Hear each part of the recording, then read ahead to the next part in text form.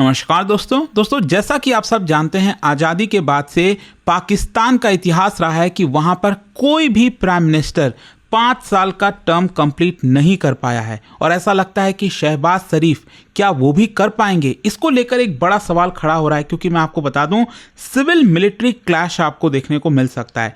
मैं आपको बता दूं कि पाकिस्तान के जो आर्मी चीफ हैं आसिम मुनीर, उनका जो टर्म है वो ऑलरेडी ख़त्म हो चुका है और उसको अभी तक नोटिफिकेशन के थ्रू एक्सटेंड नहीं किया गया है। मतलब ऑफिशियल तौर पर अगर आप देखोगे तो पाकिस्तान में आज के डेट में कोई भी आर्मी चीफ नहीं है। और इम्पॉर्टेंट इसलिए हो जाता है क्योंकि रिसेंटली 27th अमेंडमेंट पास किया गया वहाँ के पार्लियामेंट से, जिसके तहत जो आसिम मुनीर है उनको एलिवेट करना था। लेकिन प्राइम मिनिस्टर एक अहम मौके पर देश से बाहर हैं, देश में वो है ही नहीं, जिसकी वजह से नोटिफिकेशन जारी नहीं हो पाया। और ये आप देख सकते हो खबर, Pakistan headed for a civil military clash, Munir's elevation as a supreme commander delayed as Shehbaz goes missing. इसको थोड़ा सा हम डिटेल में समझेंगे कि एग्जैक्टली हो क्या रहा है, पाकिस्तान में इसकी चर्चा क्यों हो रही है, क्या प्रॉब्लम आ रहा है, वो सब कुछ मैं आपको बताऊंगा।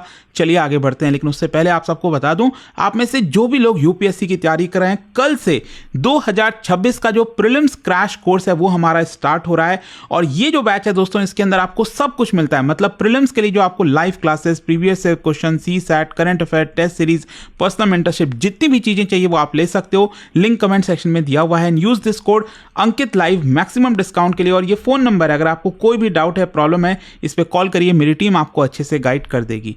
चलिए शुरुआत करते हैं। सबसे पहले देखते हैं कि एग्जैक्टली हुआ क्या है रिसेंटली पाकिस्तान में। आप सब जानते होंगे 27th कॉन्स्टिट्यूशनल अमेंडमेंट एक्ट के बारे में।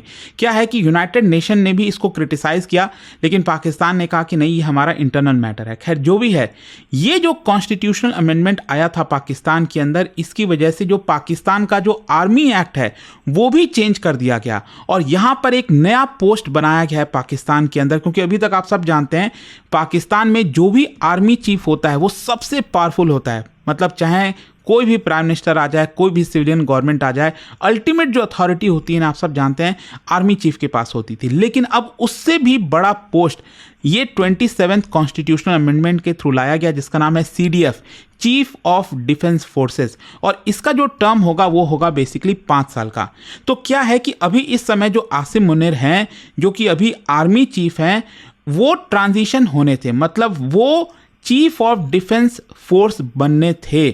और 3 साल का जो अभी टेन्योर था ना उनका आर्मी चीफ का, वो 29 नवंबर को खत्म होना था, जो कि ऑलरेडी हो चुका है। हम सब जानते हैं आज के डेट में, आज कौन सा डेट है, 2 दिसंबर।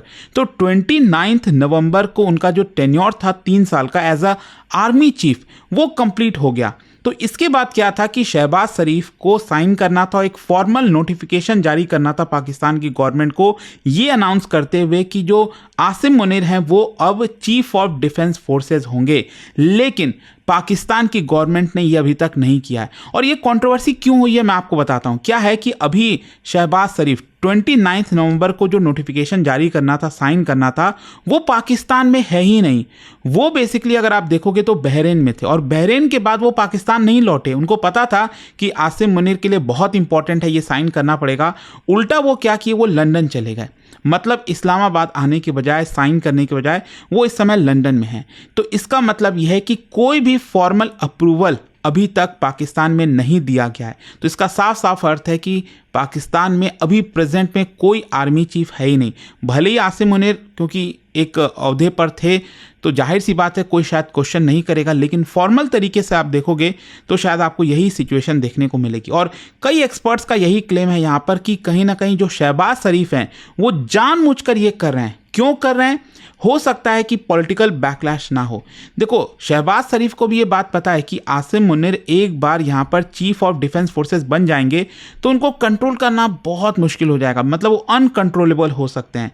यहाँ पर जानबूझकर कहीं ना कहीं डिले किया जा रहा है आसिम मुनीर को एलिवेट करने से, ताकि जो मिलिट्री पावर का कंसोलिडेशन है उसको थोड़ा सा रोका जा सके। और पॉसिबली हो सकता है कि शहबाज शरीफ यहां पर कुछ नेगोशिएशंस कर रहे हो, मतलब पीछे से कुछ नेगोशिएट करने की कोशिश कर रहे हो आसिम मुनीर से कि अगर आसिम मुनीर को चीफ ऑफ डिफेंस फोर्स बनाया जाता है तो उस केस में शहबाज शरीफ को कोई तकलीफ नहीं होगी। क्योंकि पाकिस्तान का हमेशा से ये इतिहास रहा है कि जो सिविलियन गवर्नमेंट है उसको गिरा दिया जाता है, तख्ता पलट हो जाती है और फिर से वो पावरफुल पोजीशन पर आ जाते हैं।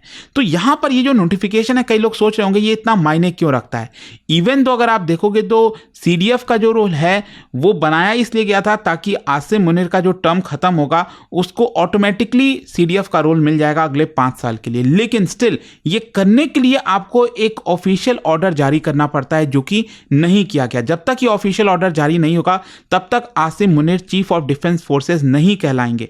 और साथ ही साथ देखो क्लैरिटी भी चाहिए। चेन ऑफ कमांड होता है ना, जैसे पाकिस्तान का न्यूक्लियर कमांड, ऑपरेशनल हायरार्की, उसमें बहुत ज्यादा एम्बिग्युइटी आ गई है। मतलब कि समझ नहीं आ रहा किसी को कि लीगल अथॉरिटी कौन है, कौन टॉप पर है। फिर इसके अलावा कॉन्स्टिट्यूशनल प्रोसीजर, जो अनाउंसमेंट है टॉप मिलिट्री पोस्ट का वो पब्लिकली नोटिफाई होना चाहिए। जैसे भारत में जो गैजेट नोटिफिकेशन होता है वैसे ही पाकिस्तान के अंदर भी वो नोटिफाई होना चाहिए। और इसकी वजह से क्या हुआ है, क्योंकि ये चीजें नहीं हो पाई, इंटरनल मिलिट्री स्टेबिलिटी उसको बड़ा खतरा है। मतलब पाकिस्तान में और भी जो जनरल्स हैं वो भी तो चाह रहे होंगे ना, क्योंकि पाकिस्तान में अल्टीमेटली यही है, उनकी चाहत ये होती है मुझे ये पोजीशन मिल जाए मिलिट्री में। हर एक जनरल को लोभ होता है कि मुझे आर्मी चीफ बना दिया जाए, मुझे ये पोजीशन मिल जाए। तो इस समय क्या है कि जो चीफ ऑफ डिफेंस फोर्सेस बनेंगे आसिम मुनीर, उनके नीचे कौन कौन जनरल होंगे, क्या क्या पद होगा, तो इसको लेकर एक बड़ी होड़ मची हुई है जनरल्स के बीच में। और ये नोटिफिकेशन जारी नहीं होने की वजह से और ज्यादा यहां पर कंफ्यूजन क्रिएट हो गया है। अच्छा, अब क्वेश्चन ये आता है कि इसका पॉलिटिकल रीजन क्या हो सकता है, इस पर्टिकुलर डिले का जो भी कुछ हो रहा है।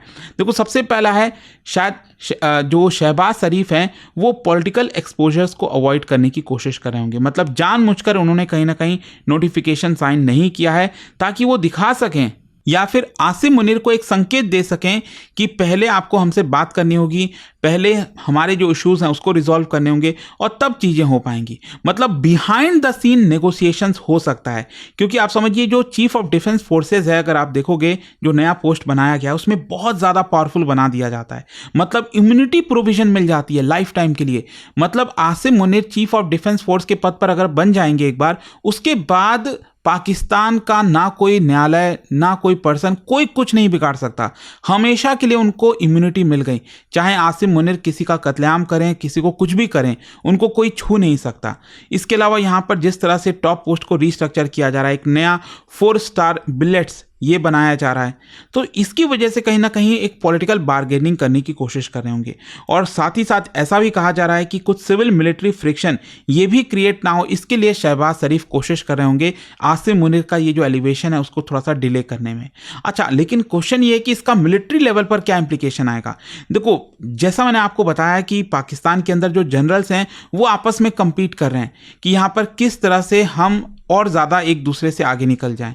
फिर दूसरा क्या है कि जो पोटेंशियल लीडरशिप एम्बिग्विटी है, क्योंकि क्लैरिटी नहीं मिल पा रही है, तो न्यूक्लियर फोर्सेस को कौन कमांड करेगा, जॉइंट ऑपरेशन को कौन कमांड करेगा, अगला आर्मी चीफ कौन होगा, इसमें बहुत ज़्यादा आपको प्रॉब्लम्स देखने को मिलेगी। और इसी की वजह से देखो, पाकिस्तान में जब भी इस तरह की इंस्टेबिलिटी आती है, प्रॉब्लम आती है, इसका डायरेक्ट इंपैक्ट भारत के ऊपर, इस पूरे रीजन के ऊपर देखने को मिलता है।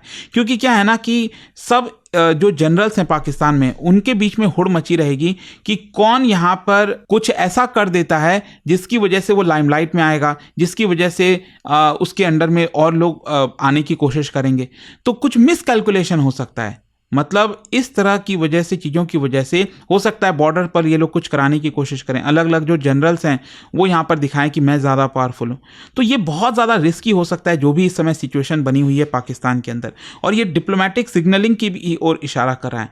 मतलब ये जो डिले है वो दिखाता है कि पाकिस्तान के अंदर जो पावर स्ट्रक्चर है उसमें कितना ज़्यादा प्रॉब्लम देखने को मिल रहा है। और ये ऑब्वियस सी बात है, जो कॉन्फिडेंस है, जो क्राइसिस मैनेजमेंट है, उसको इम्पैक्ट करेगा। खैर, क्वेश्चन ये भी है कि पाकिस्तान की गवर्नमेंट इसको लेकर क्या कह रही है, जो भी कुछ हुआ है। देखो, जो डिफेंस मिनिस्टर है ख्वाजा आसिफ, वो तो ये कह रहे हैं कि देखो अभी नोटिफिकेशन प्रोसेस स्टार्ट हो चुका है और जो अपॉइंटमेंट है वो बहुत जल्द in due course of time ये फाइनलाइज कर दिया जाएगा। और जैसे ही पीएम शहबाज शरीफ वापस आएंगे पाकिस्तान, वो यहाँ पर नोटिफिकेशन पर साइन कर देंगे। लेकिन क्वेश्चन यही उठता है ना कि ये तो पहले ही होना चाहिए, क्यों नहीं किया, इसका जवाब यहाँ पर पाकिस्तान की गवर्नमेंट नहीं दे पा रही है।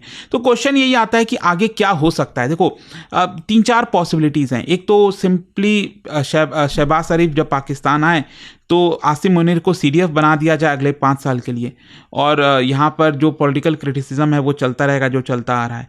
फिर दूसरा है यहाँ पर डिले देखने को मिले, कोर्ट में चैलेंजेस किया जा सकता है ओपोजिशन पार्टीज़ के द्वारा। तीसरा यहाँ पर पॉलिटिकल डील रिवाइज की जा सकती है, मतलब आसिम मुनीर को जो इम्यूनिटी मिली हुई है, जो सीरियस के पद पर जो बेनिफिट्स हैं उसको थोड़ा सा कम किया जाए, क्योंकि पाकिस्तान में इसको लेकर भी काफ़ी विरोध हो रहा है कि क्या ऐसा किया जाना चाहिए, क्या किसी पर्सन को इतना ज़्यादा पावर दे देना चाहिए। फिर इसके अलावा यहाँ पर एक ऑप्शन ये भी हो सकता है कि शहबाज शरीफ नोटिफिकेशन पर साइन ना करें, जो लगता नहीं है शायद, क्योंकि जो भी आसिम मुनीर इस समय चाहेंगे वो शायद यहाँ पर करना पड़ेगा।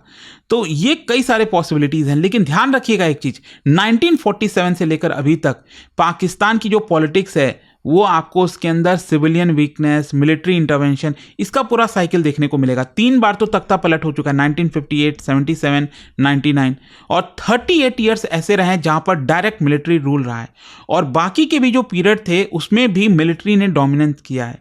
मतलब यहाँ पर हमेशा से आपको पाकिस्तान में कॉन्फ्लिक्ट देखने को मिलेगा, फॉरेन पॉलिसी हो, इंटरनल सिक्योरिटी हो, ISI को कौन कंट्रोल कर रहा है, मिलिट्री प्रमोशन कौन हो रहा है, कॉन्स्टिट्यूशनल अथॉरिटी को लेकर। मतलब पाकिस्तान में कभी भी प्योर सिविलियन गवर्नमेंट रही नहीं है, एक प्रकार से हमेशा हाइब्रिड रिजिम चला है। तो क्वेश्चन यही आता है कि अब आगे क्या होगा, क्या आसिम मुनीर वापस से कुछ तख्ता पलट कर सकते हैं अगर शहबाज शरीफ नोटिफिकेशन नहीं साइन करते हैं। मतलब लैक ऑफ नोटिफिकेशन की वजह से ये सारे कंफ्यूजन्स आपको देखने को मिल रहे हैं। लेट्स वेट एंड सी क्या होता है। बट एक बहुत बड़ी खबर आई 29 ऑफ नवंबर को ऑलरेडी आसिम मुनीर का as a army chief term complete हो गया, और ये बड़ी खबर है। जाने से पहले एक बहुत इंटरेस्टिंग क्वेश्चन, क्या बता सकते हो यहां पर पाकिस्तान के द्वारा ये जो ऑपरेशन चलाया गया रद उल फसाद, ये क्या है एग्जैक्टली? 4 ऑप्शन में से आपको बताना है। इसका राइट आंसर आप सब जानते हैं, मेरे इंस्टाग्राम पर तो मिलेगा ही, वहां पर अगर आप नहीं हो कोई बात नहीं, टेलीग्राम से ले सकते हैं इसका सही उत्तर। और दोस्तों जैसा मैंने आपको बताया, अगर आप UPSC की तैयारी कर रहे हैं, 2026 का प्रीलिम्स दे रहे हैं, तो ये जो क्रैश कोर्स है सक्सेस इन प्रीलिम्स काफी हेल्पफुल होगा। कल से बैच स्टार्ट हो रहा है। Use this code Ankit live maximum discount के लिए, और ये फोन नंबर है, यहां पर आप कॉल करिए, मेरी टीम आपको अच्छे से गाइड कर देगी। स्टडी IQ IAS, आपका सिलेक्शन हमारा मिशन।